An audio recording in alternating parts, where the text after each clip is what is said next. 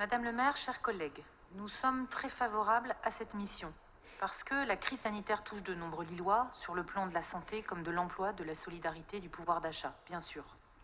Mais surtout parce que même si nous n'en doutons pas, Madame le maire, vous et votre équipe avez beaucoup travaillé pendant cette crise sanitaire dont nous ne sommes pas encore sortis, votre méthode, décidément, ne favorise pas ni l'efficacité, ni l'égalité, ni la transparence. Le 14 avril dernier, nous faisions pour la gestion de cette crise des propositions de fonds nombreuses, comme des propositions de méthode incluant toutes les forces vives de la ville.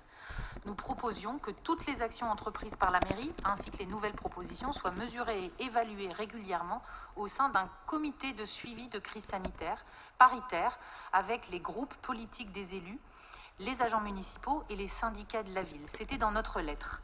Ce comité aurait diffusé de façon hebdomadaire et transparente le suivi des actions municipales sur le site de la mairie.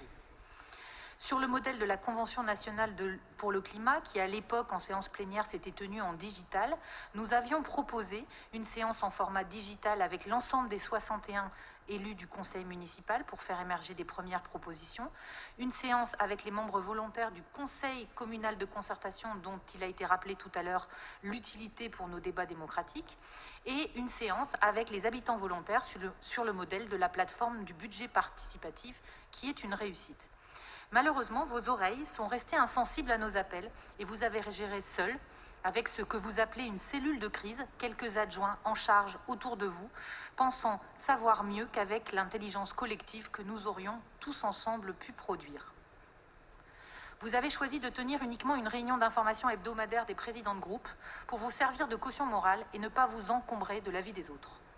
Quel dommage, Madame le maire, que vous n'ayez pas non plus, sur un sujet d'unité nationale, répondu favorablement à la proposition de l'île verte en novembre dernier, le comité Ensemble face à la crise, auquel le groupe Faire respirer-il, Lille, s'associera à sa mise en place très prochainement.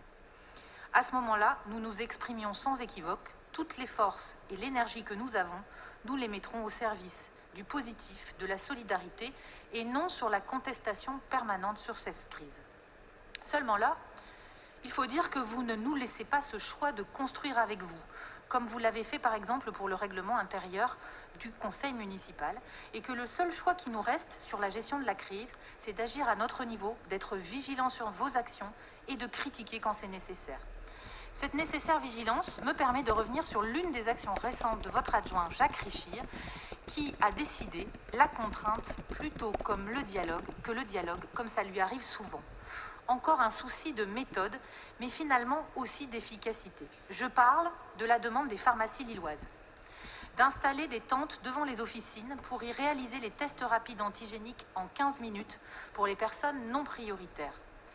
Après leur déploiement dans les aéroports, les établissements sanitaires, les établissements médico-sociaux et les lycées, il est désormais possible partout en France pour les pharmaciens, les médecins, les infirmiers de les utiliser dans leur cabinet, leur officine ou sur des structures provisoires, à l'instar de celles déployées aujourd'hui en dépistage aux abords des gares en région parisienne. Alors on pourra dire qu'il y a débat sur les conditions de température et d'efficacité de ces tests. Mais l'ARS a émis concernant le déploiement des tests antigéniques une doctrine, un document de 20 pages à destination et très diffusé de tous les professionnels de santé. Ils sont responsables du bon respect des procédures et seront contrôlés. Après avoir laissé bizarrement installer sa tente à une seule pharmacie lilloise, rue Fédherbe, en négligeant les demandes des autres, vous avez finalement, Monsieur Richir, indiqué aux autres demandeurs, que toutes les demandes seraient refusées à Lille. Le motif, un soi-disant avis de l'ARS des Hauts-de-France qui serait négatif. Bizarre encore, Monsieur Richir, l'ARS dirait non à Lille, mais oui aux autres villes de la métropole où ces tentes sont nombreuses dans le respect des règles des laboratoires. Bizarre encore, Monsieur Richir, à Paris, dans tous les arrondissements, ces tentes fleurissent, y compris dans les cours intérieures des mairies d'arrondissement, car elles rendent un service de santé publique essentiel à un moment où les tests doivent être massivement facilités. Et plus bizarre encore, c'est que dans plusieurs régions, c'est bien l'ARS avec l'assurance maladie, la Santé publique France, qui recommande ces tests rapides, notamment pour des dépistages groupés.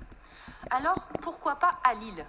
Vous disiez, Madame Aubry, tout à l'heure, je ne comprends plus. Là, c'est moi qui ne comprends plus. Décidément, oui, les Lillois méritent de l'évaluation de la transparence dans les décisions.